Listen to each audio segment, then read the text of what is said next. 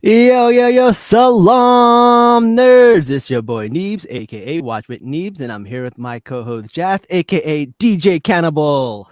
DJ Cannibal. What an episode, man. Oh my god. Yo, it was wild, right? Oh, it was okay. I want to say it was so good, but not because it was so good. Like it was evil. It was villainous, but so good. Yes, so good. But speaking of evil, you know who's not evil? Our buddy Ruzzy. What up, Ruzzy? What's up, Welcome y'all? back. Wakanda forever. Wakanda I love the forever. shirt, man. The That's Wu-Tang such a Wakanda. cool shirt. The Brown Panther has entered the building. The Brown Panther. I Well, love it. listen. Very appropriate. Thanks for having me back, guys. Ruzzy has been on almost every single episode of this show, and he is such someone with so much respect and so much credentials. But we got kind of used to it because we had him on the show so many times that we don't even think about what a big deal he is. So you know what he does? He decides to get us somebody who's even a bigger deal than him. Welcome to Yep. the show, generous. Xander. Hi guys, so excited to be here. Oh my god, thank you so much for being on the show. So Ruzzy sent us this thing about you, and we're like, whoa, this person sounds impressive. And then you sent us a little bit of highlights, and we're like, what? We gotta have this person on the show right now. You gotta share a little bit of that with our audience. Tell them a little bit about you. Oh goodness. So, I'm a law professor. So, Oh yeah, no big deal. I mean, it may seem like, wait, but then why are you interested in The Last of Us? But my specialty within law is about law of the existential threats to the state. I mean, Wow. pandemics would be right up there, along with climate change and the fall of democracy, stuff like Of that. course. But yeah, It's a few Yeah, things that perfect we're for the dealing show. with. you think along that route. Yeah. You would but- think that these things won't happen as quickly as you think, but the last few years have say otherwise. Exactly. Yeah. Oh man, well thank you for coming on our show. We love to have you, and we are so excited to see what your input is. This is gonna be a fun show. Oh, we got some people in the comments welcoming you. April says hi. Oh, thank She you. also says crazy episode. Yeah. Right? Definitely. Like for Right. an episode to come in on, this one. This Yeah. one is Very appropriate. this one is a wild one. This one is bananas, and there were a lot of times where my heart was pounding in this episode because I am one person who has not seen or played the game. Ruzzy and Jazz have. Xander, have you played the game? I have not played the game. Okay, so you're in the but same boat as me. Yeah, because then I like it because then it's not quite spoiled yet. Yes. But it sounds like there are these differences though between game and now show. Yeah, there's a lot Yep, of differences. totally. And the thing is, I'm glad I didn't know what was happening because, oh my God, my heart was racing. My heart was racing in this episode. But we're going to get to that. We're going to get to the meat of this episode a little bit later on. Too soon. Too soon. So let us grab your ear for a moment and we'll just start from the beginning. Oh man. Wow. No pun intended. Part 3. Part 3. Listen, Did that come from the pun book? Yeah, we didn't have the pun book. I had to Exactly. make up for it. I had to make up for the pun Exactly. book. That's what happened. All right. So we meet this guy who is basically giving a sermon in The Last of Us. And when you watch a lot of these zombies episodes, the religious people they usually don't end up being good guys.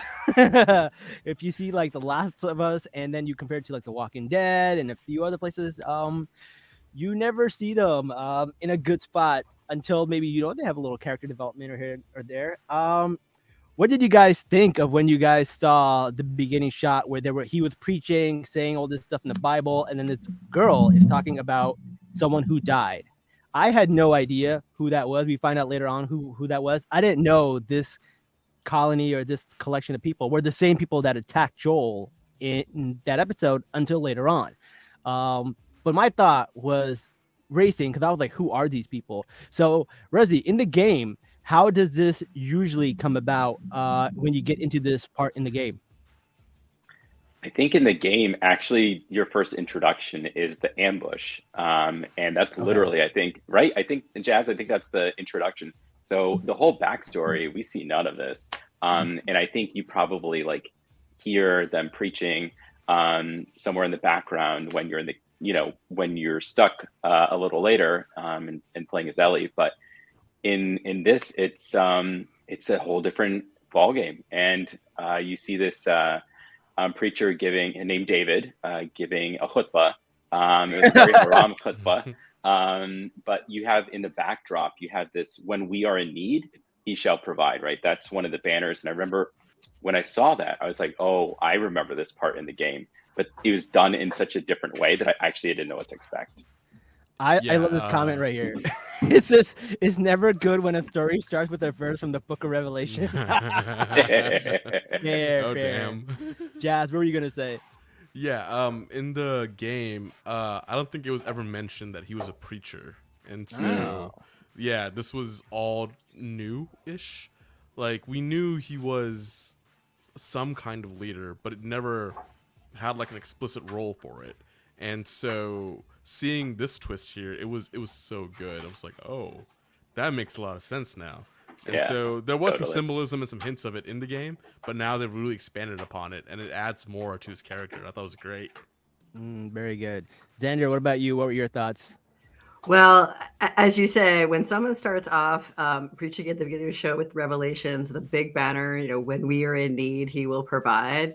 I was getting kind of those Walking Dead vibes. Yes, Walking Dead. I was totally getting that. All right.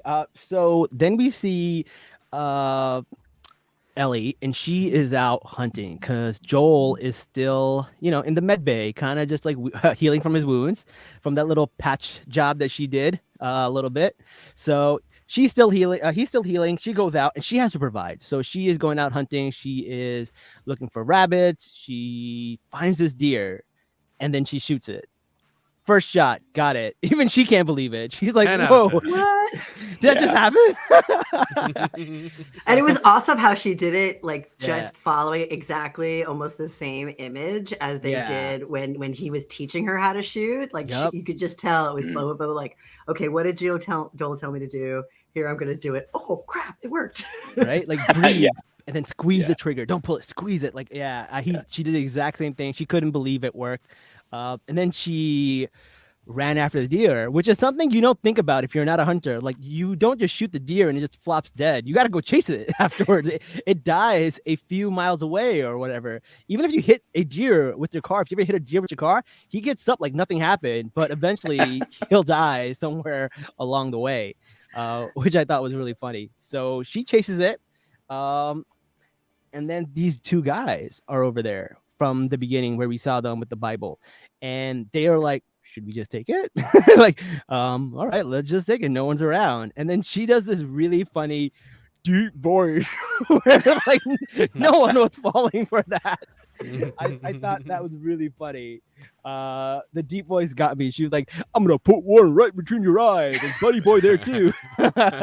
Buddy Boy. Yeah, the Buddy Boy is what got me there, right? Like, it just sounded like, oh, I have to sound scary now, so I'm going to sound like I'm from a movie. I don't. Or bad comics. Yeah. Oh, and do you know who Buddy Boy is? Buddy Boy. You mean the real Joel? Troy Baker. Yeah. AKA Joel from the game. I lost my mind. Cool. I knew it was coming, but cool. when I saw, I was so excited. Yep. Yes. April's like James and Troy Baker. Yep. Exactly. Yes. And then she also said, waiting for the providing versus acting upon the providing equal big difference. Okay. I don't know what that's for. What is that in reference to? We'll get in the comments. Oh, okay. Got it. All right. So this is what happened. She starts kind of saying, hey, I'm going to take this. I don't know how she was going to drag the deer all the way back to her, but she was like, okay. They're like, we have something. We can trade it with you. And she's like, oh, shit. They have medicine. Do you have medicine? And then I think it was James or David. I forget which one is the leader. David, I believe. David, yeah. David. He says, this is not a code. You can just do what I tell you to do. Yeah. I thought that was really funny. I thought it was funny too. And then he goes, okay. And then he goes and gets it. And then, they're like, oh, let's go into the cabin. Well, she's like, yeah, drag this thing with you. They go make a fire and they just wait. And then he goes into this long sermon talking about everything happens for a reason. You know, and he says how he found God. And he's like, he found God after the apocalypse, which is either the best time to find him or the worst time to find him. So let's go around the table. Do you think that's the best time to find God or the worst time to find God in the apocalypse? I like how you point to me first. Go Actually, I think like, being someone who is a person of faith, I feel like you would probably want to have it before the apocalypse. And yeah, I could totally see it being a bad time to find God. What I think of is a story from, many of the Abrahamic traditions is how Pharaoh is drowning in the Red Sea after Moses after he had parted the sea, he went across and Pharaoh came through and he was like, oh, I believe, right? And so I think like that's kind of immediately what I went to and immediately what I thought of. It's like, okay, well, wherever you are in life, if you're going, like, if you literally see death right in front of you, right, is that when it's going to come? Is that when the moment of faith will come? Obviously, everyone's faith journey is different, but I thought I couldn't wait to talk about this today. So I look forward to hearing what other folks say. All right. Xander, what about you? What are your thoughts about faith before or after the apocalypse? Well, I would say better late than never. Ooh, fair. Yeah, totally. 100%. If there were going to be a time, I can see why that would be the time to do it. But yeah, it's this was a deep episode in a lot of ways. Like there's a lot of points that just gave me pause. And I got so into what they said that I had to kind of snap myself out of it to then be like, wait, I'm watching the show. Like, what's next? But that was one of them, and some of the other ones too, which we'll get to later. But yeah. Jazz, what about you? Okay. One, both sides make sense, right? Like, you find before the apocalypse, God is pleased with you because, you were always there, good times and bad. But then we find him in the bad times, like, oh, cool, you found me in your time of need. Great. My biggest thing with the scene was when he said the verse that he said. I don't know why, but I got chills when I heard him speak it. I'm like, something's off with this guy. And like I played the game, like, so maybe that's why. But like I could feel that like they're trying to hint something here that he's not 100% with right in the head with what he's saying. So I don't know. Did y'all feel anything similar to that, or? I felt a little bit like that too. I feel like sometimes when people read the Bible and they read it with the voice, they get the hellstone, like brimstone and fire kind of voice, and you're like, oh, something's gonna happen. But for me, I think it's better to have found God maybe after the apocalypse, because what is in very short supply in the apocalypse is hope. And I feel like hope is something that like God can provide in endless bounty that like nothing else can. Because if you in the world before the apocalypse, you have other things, you have your family, you have all this stuff, but in the apocalypse, there's only death, and your family being put through the worst. And in those times, like hope is so hard to hold on to, and I would very much like to see myself have a little bit of hope after I lose everything. So that's my opinion. That's pretty deep, Neves. That's very profound. All right. So now let's talk about the killings. Yeah, let's go to that. Let's go. Now we got that on the way. Great segue. Yeah. So we find out while David is talking to Ellie that everything happens for a reason. And he says that because, he sent a search party to scrounge up for some food or whatever. And one of the persons was killed. And he was killed by a man who was traveling with a little girl. And that's where everything connects. That's when you're like, oh shit, as someone who's not played the game, I am like freaking out because I'm like, oh crap, Ellie, run. And then you see that Troy is really there behind him with a gun. And you're like, oh crap, what's going to happen now? And then you see him kind of just give her the medicine and she just runs away, which was very surprising. So now I'm thinking, okay, David is a good guy. He is, a man of faith who is a good man. And that's what I'm thinking at this point. How was that whole interaction for you guys, Jazz? You want to go first? You know what they say, man. It's always darkest before dawn, right? Yes, yes. Like, we were led to believe that this is gonna be a good interaction, that everything's gonna work out in the end. Uh, what I love what the directors did is they were like, "Oh, we're just gonna take all of your expectations and just flip them on their head." And so the entire episode, you will have scenes where you're like, "Oh, I know what's gonna happen. I know what's gonna happen," and it never happens. And instead, something else happens. You're just like, "Oh, that was so good." And so, Yeah. The other thing yeah. that's surprising is that Ellie just takes the medicine and uses it. Like, I was like, did you just trust that? Like, Xander, what do you think? Would you just trust medicine some random guy gave you and just stick it in places? I mean, well, I think it just shows her level of desperation, right? But like, Yeah. that was also one serious needle. That was one of my thoughts. I mean, when it came out, I was like, whoa, they are not kidding around. That's like cartoon size needle. And then she doesn't know what to do with it. It just shows she's like, well, I guess I'll just try this because what's the worst that happened? It could happen because at this point, that's all they got. That's Yeah, he's true. already dead, theoretically, so might as well try something. I was like, I had no idea where to stick it. And she's like, well, maybe I'll just stick it where it's infected. I was like, that's what I would have done. I have no idea. Like, do you put it in their vein? Do you put an IV? Like, you can't do any of that. So she just sticks it in where it hurts. Makes Yeah, perfect sense to me. Yeah, it's supposed to be an IV. I turned to my wife. I'm like, is that how they do it? Like, what are we supposed to? Because she's in healthcare. I was like, wait. And then she looked at me. She's like, I have no idea.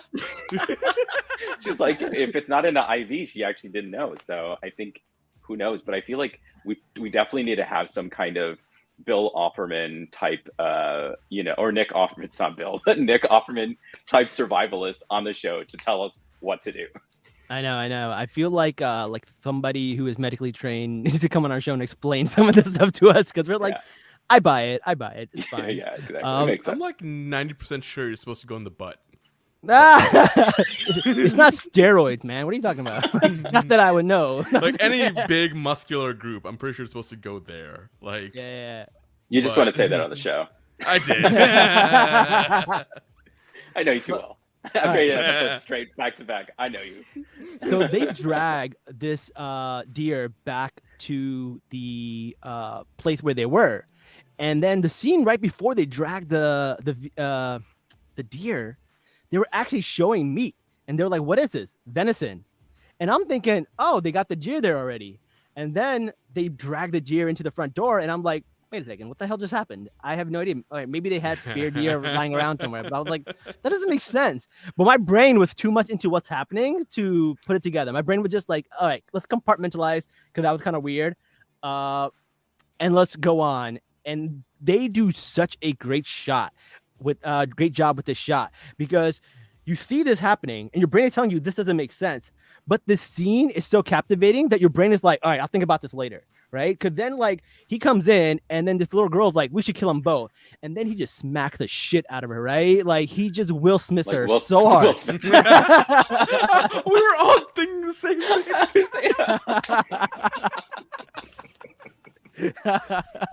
I'm dead. I was totally not expecting that slap, I have to say. Like, it really jolted me. I know. He smacked her so hard. I feel like when she turns into a clicker, she'll still feel it. Like, it's so bad. But I will say, like, when I was like taking notes to myself about this, I was like, are they eating venison or did this go all Walking Dead style? Like, that's what I wrote on the page in that scene. Oh man, Suzette said that was Hannah's daddy. Yeah, that's true. Yep. It was her daddy. But then that guy was like, listen, you may feel like you lost a father, but you don't. I am your father, right? And he's kind of being on there. Now you're like, okay, maybe he's not a good guy. Maybe he's not super nice. Why was he nice to Ellie, but he's not nice to this young girl who is part of his flock? Doesn't make sense to me, right? And my brain is trying to be like, what's going on here? Rosie, what were your thoughts about that? Very creepy. But I was definitely taken aback by the slap. But it's so funny. Like, even though I played the game, the way that I processed the episode and like that scene was exactly how Neebs just described it. And I think like the slap was kind of a way to basically get the audience to focus on the slap as opposed to like the situation with the food that was happening behind the scenes. But like the crazy thing is like he slaps her and then he puts his hand out, right? Like that just seems so bizarre. And I mean, what kind of person would do that? It didn't make any sense. So It did feel like a very like abusive relationship where like somebody hits Yeah. you and then they show you love afterwards, right? You kind of like And Yeah. so calm you it down. bond with the trauma. Yeah. So you bond with Like the a cult. trauma, like right? a cult. Like a cult. Listen, man. I might have, when I was young, hit my brother, and when he starts crying, I'm like, no, don't cry, mom's coming, don't cry. I might have done that once or twice, but nothing like this. Nothing like this. Yeah. Well, for me, like you were saying before, you kind of hinted at was this a good guy or a bad guy, right? Like there's a little bit of that. And for me, like when the slap happened, I'm like, oh no, he's not a good guy. Like this is Yeah. the cue. This Yeah. no one's this nice in the apocalypse. April also says she noticed that everyone has Totally. small bowls of stew, but the minister had a huge plate of stew. So, Correct. interesting. So another Yeah. another little clue that he's not a good guy. I'd like that. That's pretty good. Good catch, April. And then they send out a party to get the girl and Joel. Wait, quick thing. Did y'all notice how quiet the food hall was when they Yes. came in? Yeah, very Yeah. quiet. Like pin drop silence. I think they knew what they were eating and what was going on. Like there's I think so, no too. way they didn't know. And so like they just stared him down like you did this. Oh my God, Jazz, you you're mother right. effer. No, Jazz. Not only was the pin drop silence, but they were eating it so fast so that they could not have to think about what they're eating. Did you see how fast they were taste eating? it. Or Yeah. taste it? Yeah, Yeah. that's Oh. right. That makes They so were much trying to sense. hork Yeah. it down as quick as they can. Oh, see, I just thought they did that because they were so hungry, but that makes a lot of sense. That what you're makes saying. sense. That makes more Right? sense. Mhm. Yeah, Wow. totally. But the fact that they did that as they're bringing the deer in that same scene, that's so crazy. So Yeah, crazy. and they just stare in disbelief like we're eating. We're not eating that. This. That's on the ground. We're eating. Yeah, Alec. like they connected it very quickly, and Yeah. no Also, one the other said anything. It was wild. the other thing I connect like after the fact, they were like, we can't bury your father because the ground's too hard. Why are they not burying the people? Because they're eating. Yeah, Mhm. because that I will say that's a legit thing up north that there's a certain times of year where you can't bury people, but yeah, it's like hint folks. Hint, As there's a lot of southerner, I hints. had no clue, so that's good to know. Yeah, I will confirm that. I speak now from I'm near the Canadian New Hampshire Maine border up in the White Ah. Mountains. But yeah, no, but the way that when they first asked, oh, what's this? And there was a pause before the guy said venison. Like Yep. there were, if now looking backwards, there were these little hints throughout Yeah. leading up to it. But yeah, That lady would looked at him She like, knew. mhm. Yeah. She gave him a look. She gave him a look. Yep. She knew. All right. Now there's a search party going out hunting for the girl, and Joel is still sick. He's still recovering. She hands him a knife and says, "Anybody comes here, you kill him." Joel's on his deathbed. He cannot move. He can't do anything. So she's on the horse and she tries to lead them away. She's really coming into her own, man, which is really good to see. I was like, okay, proud of you. And then she gets on the horse. She shoots some gun bullets at her, and then she just runs away. Tried to lead them away from that place, and then they shoot the horse. I could not believe it.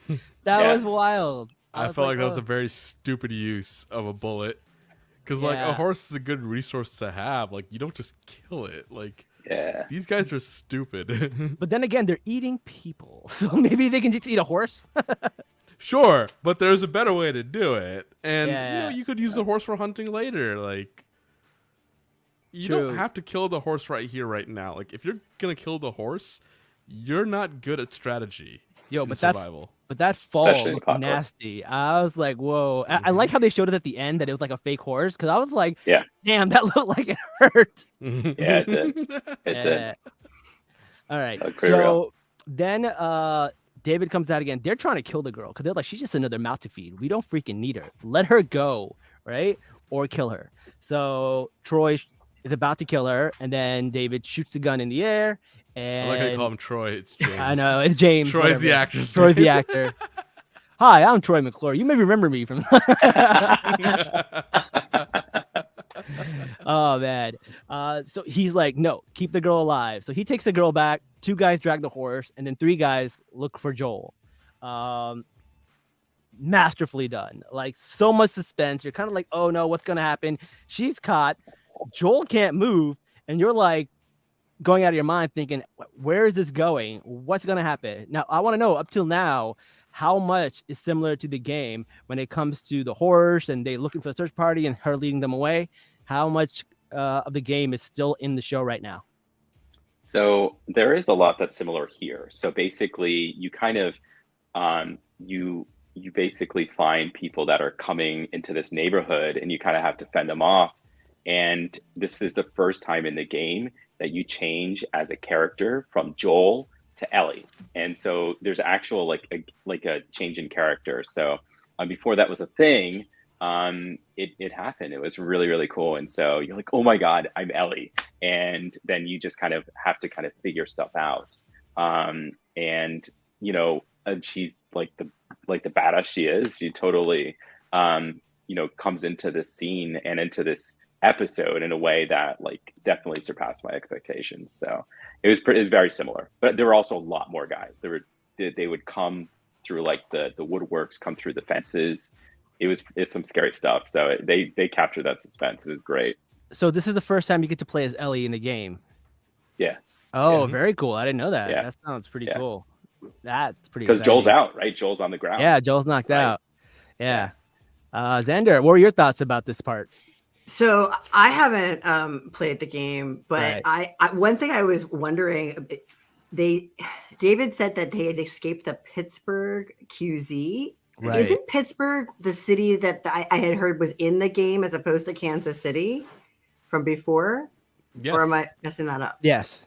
No, you're Okay. correct. I believe you're maybe right. maybe they forgot to switch.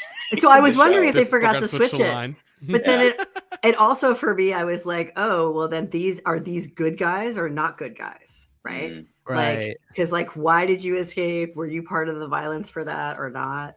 But I did love how Ellie's become our action hero now.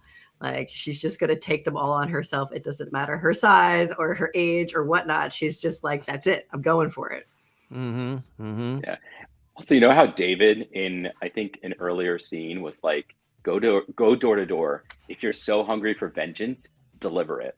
I was Yes. like, damn. That's a good line. What? That's I a was good like, line. Stone cold. I was Like, like, just go do this it. guy is not a good guy. Oh, Not man. good. All right. So we are left with Joel in the basement, and you see like this guy coming in to the room, James, and you see that he can see that there is a door behind the cabinet. So he pulls it, and then Joel's like, "Oh crap, somebody's coming!" And now I'm like, "Joel can't move. What's gonna happen?" I guess we're meant to think that sometime when your life is in danger, the adrenaline pumps up, and you get that energy, right? Also, he's probably been out for like 2 days getting injected. I don't know. What's the timeline Mhm. here? How long have he been getting injected? At least 2 days. At least 2 Maybe days? a couple All right. days. It's a couple of days plus the adrenaline. I'm gonna buy that. I'm just gonna buy it. So he comes in, the darkness all around, he can't find it. There's a fight. He stabs him in the neck, and then you just see the gruesomeness of just like blood coming out from the nose, blood coming from the mouth. His eyes are becoming like more red. Great fight scene. And then you see Joel take out 2 more guys outside and just basically massacring these guys. I want to know, what are your thoughts about Joel suddenly back into kill mode? We'll start with Xander.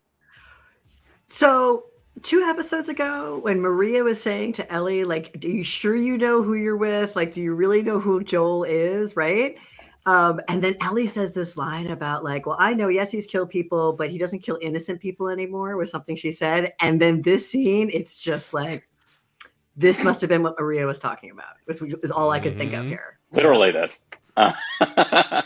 Joel's not as good of a guy as we think. Also, man. Raz, Razzie, what are your thoughts? Yeah, no worries. Yeah, no, I think Raz and Jazz. Oh, I think we have a new show now. Oh, Um, hey, Oh. hey! Don't try to get me out of here. I'm kidding. No, I think it was great. I mean, finally, honestly, like, so the game itself is very much built on stealth. And one of my really good friends I grew up with, hates the game because of this fact that it's all about stealth. It's like, stealth in the zombies? That doesn't make any sense. So So anyway, I mean, I thought it was like such a a tease from the game that they just like pulled straight from, and like Joel like stabs the dude in the neck. Then like afterwards, the two other guys, like he just ambushes them and takes them out. Like that's straight up from the game. That those types of scenes, I should say. But then when he gets them into a room and ties them up, oh, like that is interrogation. Brutal. Mm-hmm. Yeah. That interrogation was wild. And then the fact that like he just kills him, and then the other guy's like, "Why would you do that? He told you the truth." And he's like, "Yeah, I know." Boom. Joel, dude. I was like, I got out of my seat. My wife's like, "Be quiet, the kids are sleeping." Suzette's in the comments. Yeah, Yeah, wanna she's read saying it, Jazz? Joel regrets back to the early days of the apocalypse. I wasn't mad at it, TVH. And yeah, like, this is what it is. This is Joel's violent nature. You know how they're talking about nature the entire time? Like, you know, oh, I'm a violent person, but, you know, I've been calming it and yada yada because of scripture. Yeah, no, this is Joel's violent nature, and he is not merciful. He's not second guessing anything. He's like, nope, Ellie's in trouble. Goodbye.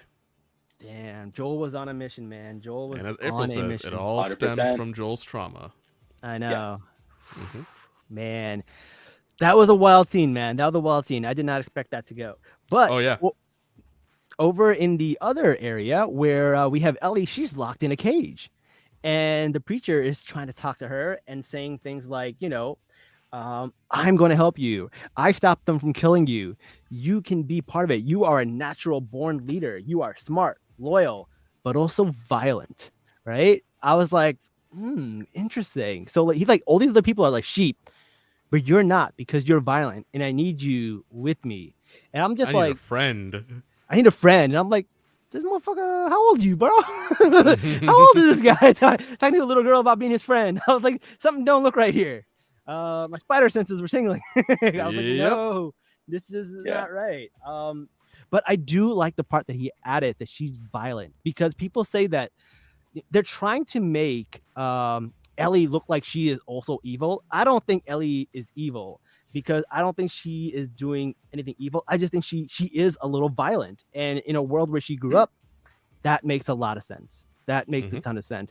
So before we get into some of the bigger parts, just about their conversation between the preacher and Ellie before the real action goes down, want to get some of your thoughts. Xander, want to go first?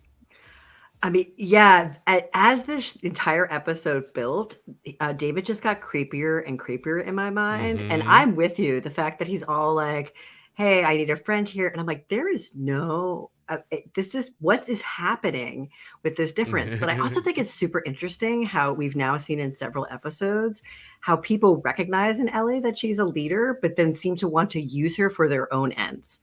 To accomplish their goals. So back in the training camp, it's sort of, I don't know, to keep peace and order in the school, and you know, maybe he hopes that Ellie can help him out one day, the captain. But here, it's Captain like Kwong. he wants her for something. What is it? What is it? And then of course we find out later. But yeah, it creeped me out. April says her poor mother-in-law, who is a minister, came in when the scene was happening. Awkward. I'm sorry, April. Yikes. I'm sure that's really traumatic and whatnot, but it's just funny to us at this point. Like that sucks. That is funny. But I did, even though what he was saying was super creepy, there's a part of me was like, yo, what he's saying is kind of makes a lot of sense and is almost poetic in a way, right? Because he's talking about how these people need God. I need an equal. So he's saying like he's using God and religion to control people, but he's too smart for it. He's using it for his own will, and he knows that she's too smart for it also, and that she could be his equal in that. And the other thing he says is that he didn't find God in the apocalypse. He found God in the cordyceps. How do you pronounce that? Cordyceps. Cordyceps, right?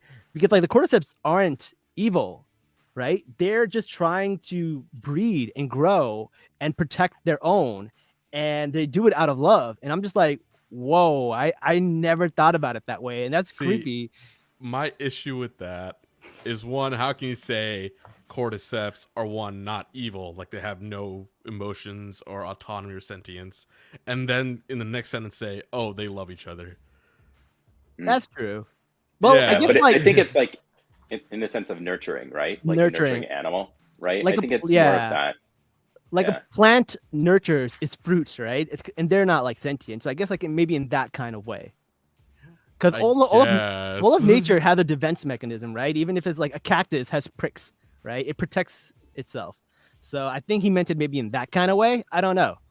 Well, in that Yeah. kind of way, though, then that really ties into the like, what is Joel doing? He's protecting as well. Like this whole Right. thing is about like how Mhm. people respond and Mhm. protect. And I remember hearing Neil Druckmann, so the creator of the game, interviewed, and he says this whole story is about love. So my ears really perked up when they mentioned the cordyceps and the love connection there, because then also Mhm. David says later, like, well, see what Joel does you. That's what a father does for people. That these are kinds of actions they take, and like all these people are doing all of these things supposedly out of love, and I guess the cordyceps are too. But I just thought it was an Everyone interesting does. tie-in. Dude, this comment just blew me away. What's even more disturbing is that dude was a teacher. The fact that he's a Oh. Yeah, teacher, totally. Yeah, teacher to preacher. Oh. Is teacher that to corny preacher, because it but like, rhymes? Yeah.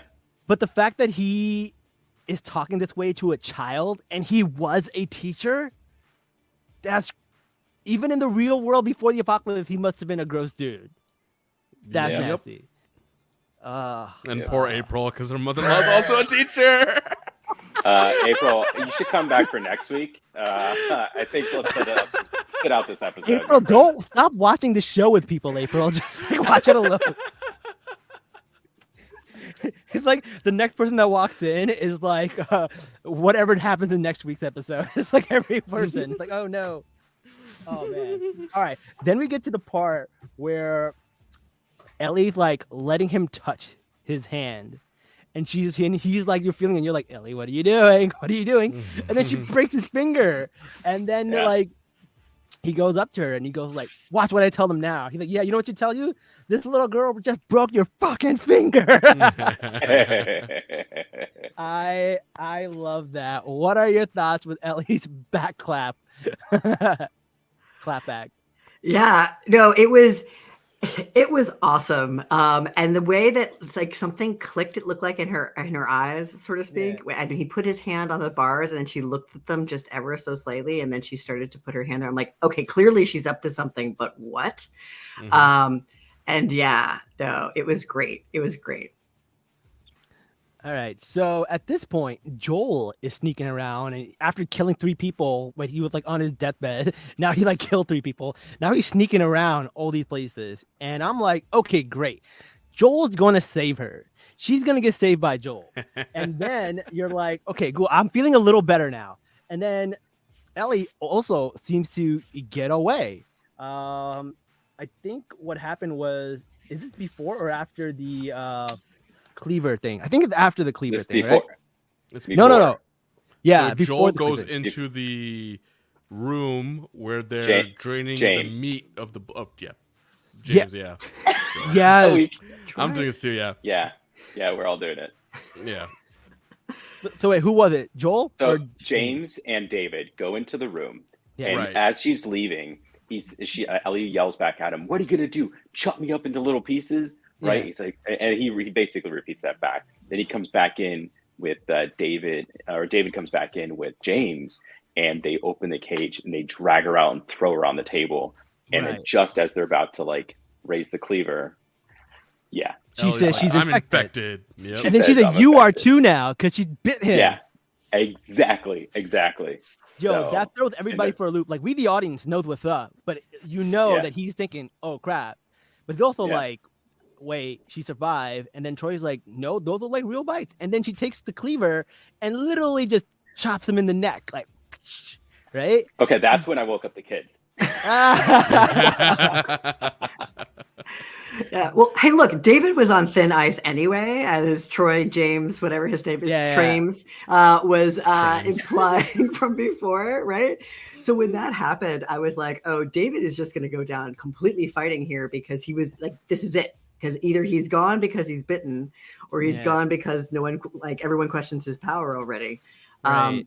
And then all of a sudden, Psycho, knife cleaver style, interrupts that. That was wild. That was some psycho. Yeah, like exactly.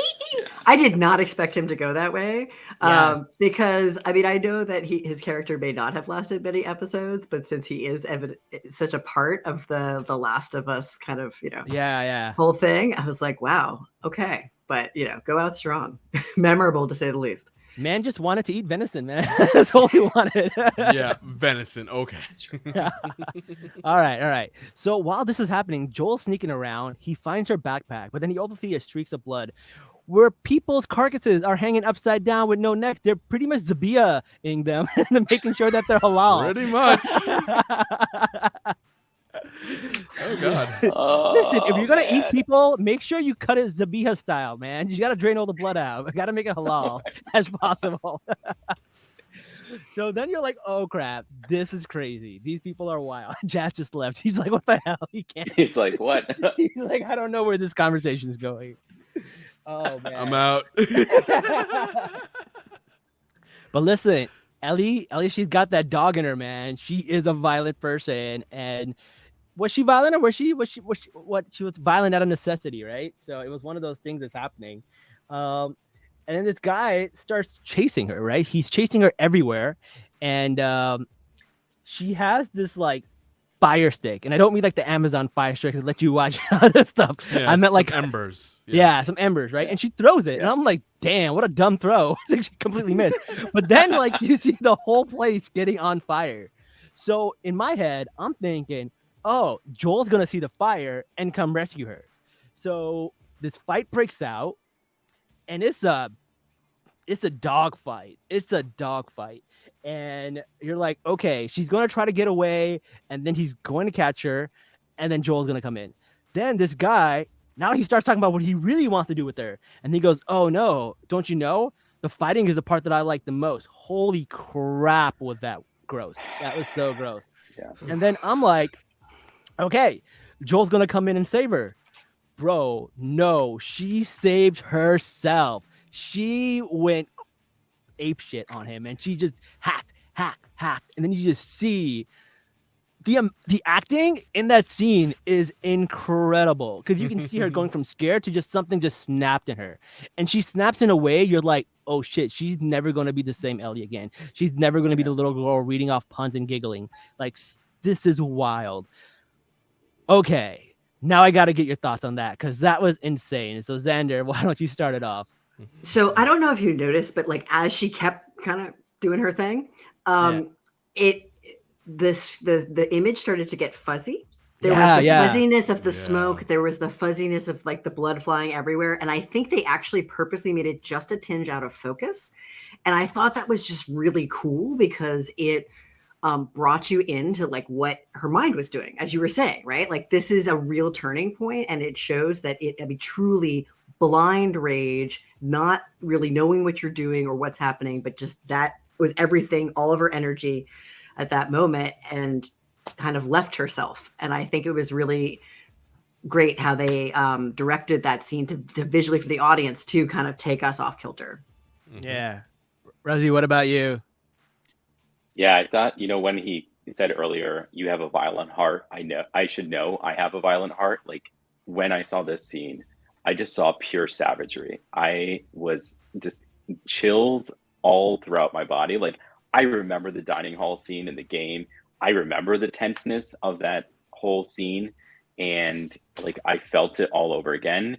But like it in a way that now as a father, like I would have beaten the person to a pulp, right? Like I looked at it completely from a different perspective, and it was just so like chilling, because there are people like that out there in the world, and it's and we don't even have a cordyceps and whatever, right? A zombie apocalypse.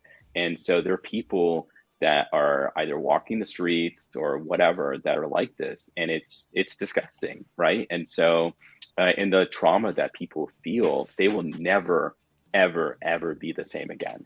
And obviously we want to support those types of people, but man, this got me all the feels and more feels later when we get to that.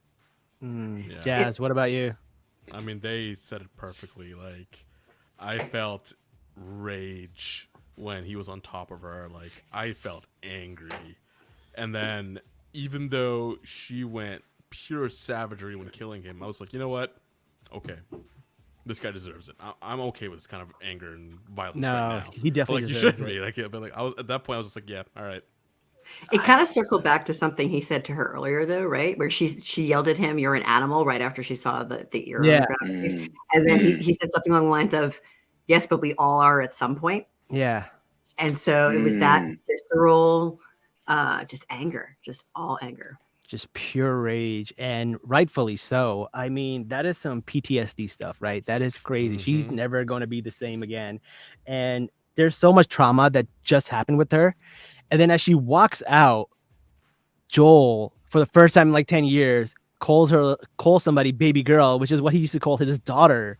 And to see someone go through that much trauma and so much PTSD, and then Joel just grabs her and hugs her and calls her baby girl. Like, oh my God, I felt that. Because we saw as an audience what she just been through. And like, if you have a kid, I don't have a kid, but I'm sure like if you had a kid and they've been through anything, you just want to hug them and call them baby girl and just like hold them tight, right? Even if they had like the smallest bruise or somebody said a mean thing about them. But imagine them going through something like that. Bro, I really, really was like, I don't know, man. I was left without words because that was such a moving scene.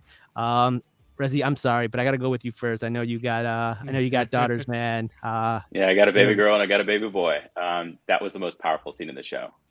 I definitely got emotional as soon as he said it. So what happens is he like you see her and then you see an arm reach out and you actually don't know who it is. And then it's Joel and then he sees her and she's just completely just distraught.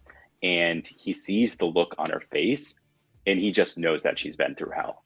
And when you look at your kid and you know that they've been through something, yeah, obviously you want to hug them and tell them, that everything's going to be all right in the world, whatever it might be, right? It could be, a stub toe or, I broke my Lego, but No, it's whatever it true. might be, right? You want to make sure that they feel okay and you try to comfort them to the best that you can.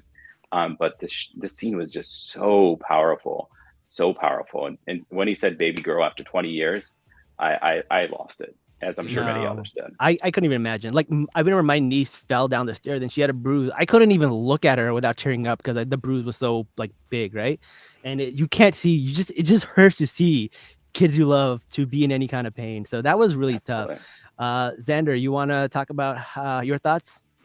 Yeah, I mean, I agree with Razi. It was such an emotional scene, and it's again like what he had done to get to that point. Like Mhm. all of the people he killed, the torture scene, all the other things that happen. That is the raw love of a parent. Mm-hmm. And so that moment was just the culmination from her side, right? She's coming in of everything she's been through on her side to then try and help Joel, and then he's doing everything he can to survive to help her because, as she reminded him the previous episode, right, that she's completely screwed without him. And yeah, it just felt like so much from what we've seen from the last few episodes coming together right at that moment. And then, of course, right before we go to now the finale for next week, my heart cannot take this anymore, right? Like the episode of like, can it be worse, right? Just So get much ready. pulling, the yes, crying, it the can. screaming, the on the edge Yeah. of my seat. Like, what's gonna happen?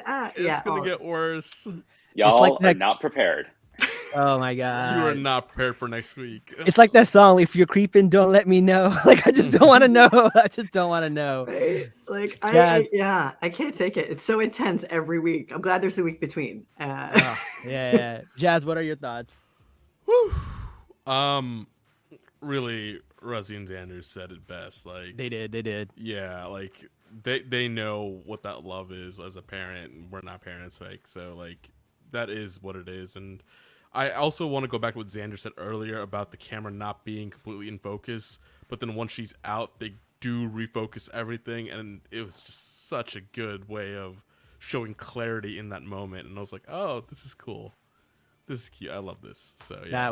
That was really good. No, this episode was insane. The fact that they shot it in February in Calgary, like I know that must have hurt. That must hurt. Because like when she's shooting the rifle, she takes her glove off with her hand and she touches the gun. I was like, I could see like how cold her hands were and like how red Yeah. they were getting. And then you could see some of the actors, like I think Troy and the guy who plays David, their nose were red. They were like Mhm. Yeah. red. It was They're red, so yeah. cold, man. That was a rough shoot. That was probably a very rough shoot.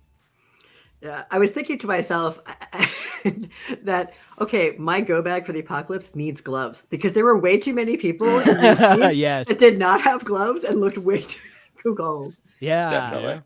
I remember when she was going out and collecting snow. I was like, "Ooh, my hands were cold." I was like, "Ooh, warm." It was a lot. It was a lot. That was really cool. One thing that I did learn at the end of this episode was directed by a Persian guy. His name is Ali Abbasi. He's from Tehran, Nice. and he's gotten several awards, including 7 European Film Awards. And he has 2 movies Wow. that were, I Wow. think, displayed at Cannes or Canes.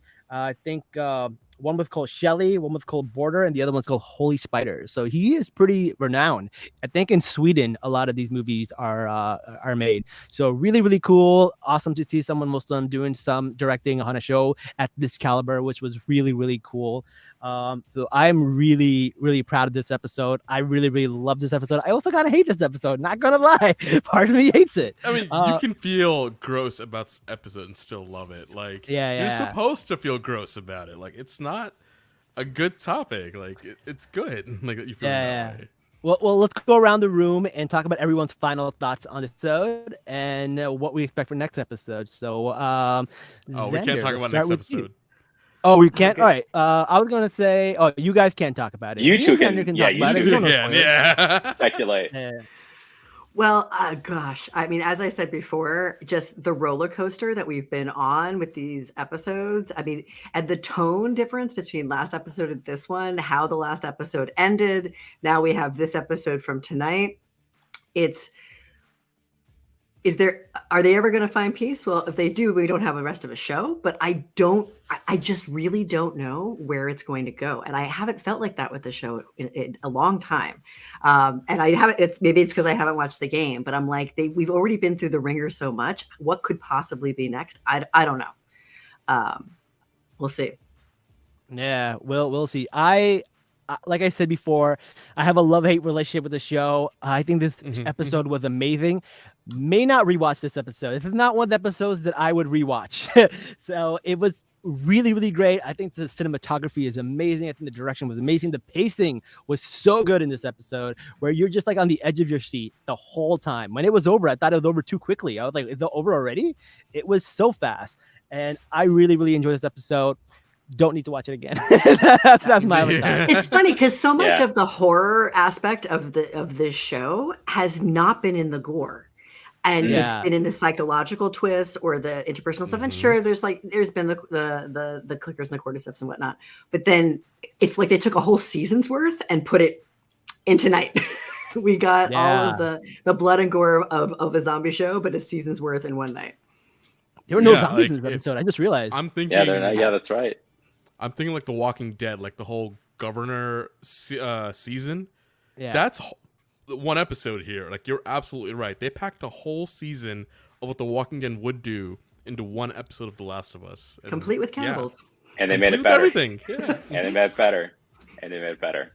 Yeah. I don't know Yeah. how they can keep doing it. I mean, I know where it's gonna go, but at the same time, like, I love how, I mean, the writing's beautiful. I mean, and acting, the cinematography, everything about this show is just so beyond what any fan would ever expect out of like any type of video game genre turned into like a movie or a show. But this is exactly what it needed, and it has like the care that fans really, really had been hoping for. And it's really just something special. So I think, like, I agree with Neves. Like, it was really good, but I wouldn't rewatch it. I think in terms of like my ranking, it's totally taken it all over the place. I don't even know anymore. But like, I feel this is definitely my top 1 or 2 because it was just so well done. And I think even just like the badassery throughout by Ellie, like really, she came into herself as a badass. But then, you know, like Joel kind of coming back into this father figure and it kind of accepting it. You know, it's something that it was done in such a beautiful way, despite their horror and trauma. Yeah, I really also like the way that the episode right before this episode, we saw her at her least jaded. She was in the mall, she was goofing around, she was being a kid, almost a kid before the apocalypse, right? And it was so Totally. good to see her like that. And now in this episode, what a contrast. It was wild. It's almost jarring to see that. Mhm. Great episode, man. I'm really happy for it. Jazz, what were your thoughts? And then we're going to wrap it up. I was gonna go to the comments because again, Ruszy, Xander, and you nailed it. Like, where are they gonna go with this? I know where they're gonna go with it. I'm so glad we have a week in between because Wait, that means next week we don't have a episode? No episode next week? No. Like I mean, like we have a full 7 days until the next. A week episode. to digest. Yeah, got it. Yeah, because Yeah, we need that. Oh man, what's about to happen? I can't binge watch this show. No way. No. If you binge watch a show, you would not get the same feels. I'm glad they're doing this as a weekly release. It'll be like drinking from the fire hose. It's just too much. Yeah. Bring tissues next week. Oh no. Yeah, bring tissues next week. 100%. That's all I can say. Oh, my heart can't take it anymore. All right, man. That's all right. I can't. Take some heart medication too. Whatever y'all take. Yeah, definitely do that too. I got it. I need to soundproof my kids' bedrooms. So if I scream or if I say something, they're not going to wake up. Yeah. All right. Well, listen, guys, thank you so much for being on the show. Everyone in the comments, April, Suzette, Ruby was here for a little bit, I think. Thank you so much. April, please stop having people walk into the most horrible scenes you're watching.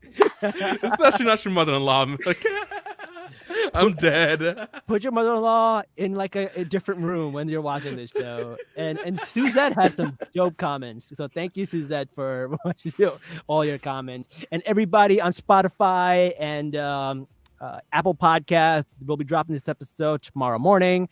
Don't forget to review us, get us some reviews. Don't forget to like, share, comment, subscribe. Follow us on Instagram and Twitter. We always post every TikTok. Every every Sunday, 10:30 p.m. Eastern, we do the Last of Us. Tuesday, we do The Bachelor, 10:30 p.m. Eastern, and Wednesday, we do The Mandalorian, 10:30 p.m. Eastern. So just join us for any one of those. We do nerd, we do reality, we do horror, we do it all. And before we go, we got to have Xander let us know where you can find you. At Havlaw Will Travel on Twitter. Yes, Havlaw spelled HV Law Will Travel. Does that mean Harvard Law? Are you just being modest? Is that what that HV stands for? No, I teach at another school in Boston. Okay. The better school. Yeah, Northeastern. Husky Pride. Okay. Gotcha. All right, cool. Thank you so much for joining us. People, if you want, go follow Xander. She's amazing. She has so much knowledge. She knows so much. I'm going to keep her on my Rolodex in case I ever need some law help. You never know. You never know what kind of problems we might run into here on Salaam Nerds. It's good to have a few lawyers on the rosters. Thank you guys for joining us, and we'll see you guys next week. And until next time, guys, Salaam Nerds. Peace. Thanks.